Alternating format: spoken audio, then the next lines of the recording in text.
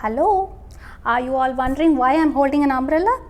Well, it was raining outside and I just came in. You all must be having an umbrella at your homes too. And how many people can it fit? 1, 2, 3 or at the max 4. But have you heard of an umbrella that can fit villagers from an entire village?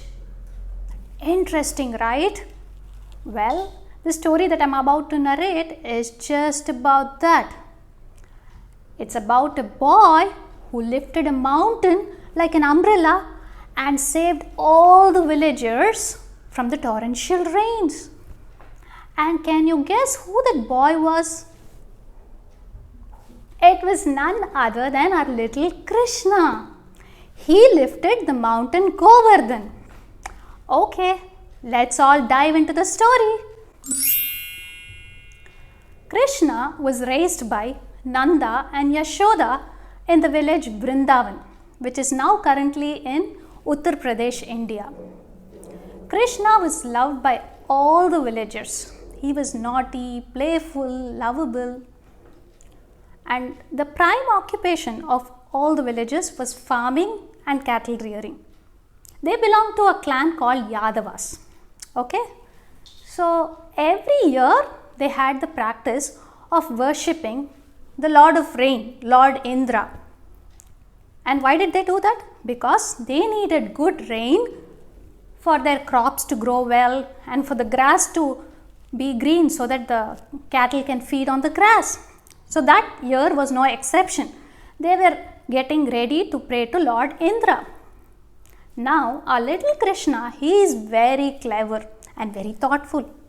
He goes to his father Nanda and he asks, "Father, why are we praying to Lord Indra every year? Isn't it his duty to give us rains?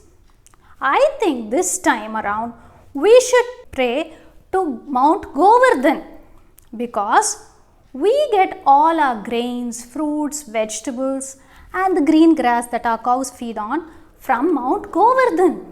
This time let us go and worship Mount Govardhan." Now when it comes to argument, nobody could win against Krishna. So Nanda agrees and he was the chief of the village. So he instructs all the villagers to pray to Mount Govardhan instead of Lord Indra. All the villagers agree and they get ready with all the preparations. They prepare yummy food as offerings. Laddu, jalebis, kheer, puris, all the yummy things that you could think of. So they prepare all that and take it as offerings to Mount Govardhan. All the family members of the villagers and the cattle, they also go along with them. And they present all the offerings to Mount Govardhan. They pray and they circumambulate the mountain, or in easier terms, pradakshina. So they do that, and after offering all the yummy dishes, the mountain god accepts it. And finally, they take the dishes as prasadam. They have a lot of fun there. Now Lord Indra, he was used to the villagers praying to him every year, right?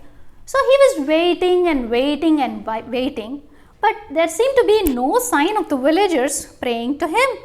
So he comes to check what was wrong, and guess what? He was shocked to find out that all the villagers were actually praying to Mount Govardhan and not him. He gets really angry. He starts fuming with anger. "How dare you villagers? Have you all forgotten me? Have you all forgotten that I give you rain?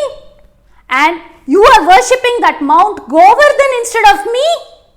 You have forgotten how to respect me. I think it's time I punish you all. Let me show you how powerful I am," says Lord Indra. And you know what he does?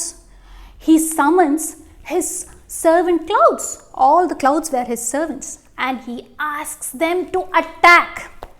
Now until then the sky was really very clear, but after Indra's command, The sky was overladen with the darkest clouds that the villagers had ever witnessed. There were streaks of lightning and crashing thunder everywhere. Boom, boom. The villagers get really very scared, and in no time it starts raining very heavily along with hailstones. So the villagers, they are totally scared, and the village was almost drowning. People started screaming for help. The cattle were also drowning. So they could not think of anybody else who could help them except for Krishna. Though he was a little boy, they all knew that he had miraculous powers. So they call out to Krishna, Krishna, Krishna, please help us. Please help us, we are all drowning. Now Krishna, though he was a little boy, he was very powerful and he could do miracles. So he is very calm, and you know what he does? He lifts the Mount Govardhan and balances it with the little finger of his left hand, the pinky finger. And he does this effortlessly. Imagine, can anybody do that? He had lot of powers. And the mountain was not just a small mountain, it was a very huge mountain. So he asks all the villagers to come and take shelter under the mountain. The villagers come rushing along with their cattle and everything that they thought was important. So under the mountain they were really very safe. Indra tried to attack more and more, but it was of no use. The villagers, when under the mountain, they could only think of Krishna and their love for him. So they started singing songs in praise of him. They forgot about sleep, hunger, everything. And you know for how many days it rains? For 7 days and 7 nights it rained continuously. But at last Indra understands the supremacy of Lord Krishna. He gives up and it stops raining. The sun starts shining brightly. And Krishna now feels that the conditions are safe. He asks the villagers to go back to their homes. And after that, he places the Govardhan mountain back in the same place from where he had lifted it. Now Indra feels really very ashamed of what he did, and he comes running to Krishna. Krishna, I am really very sorry. I did not understand your powers and I tried to be hurtful to the people. I will not repeat this again, says Lord Indra. Krishna smiles. He had already forgiven Indra because he knew that he had repented for his actions.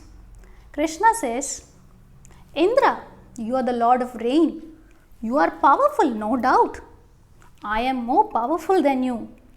The only difference is you used your power to hurt others. You were blinded by your ego, whereas I used my powers to save and protect people. So never use your power to hurt others. So saying that, he bids adieu. So children, I hope you all got the message. Never use your power to hurt others. When you grow up, you may become popular, wealthy, powerful, but never should all this be used in order to hurt others. Always use them to save and protect people and other living beings. So I hope you all enjoyed the story.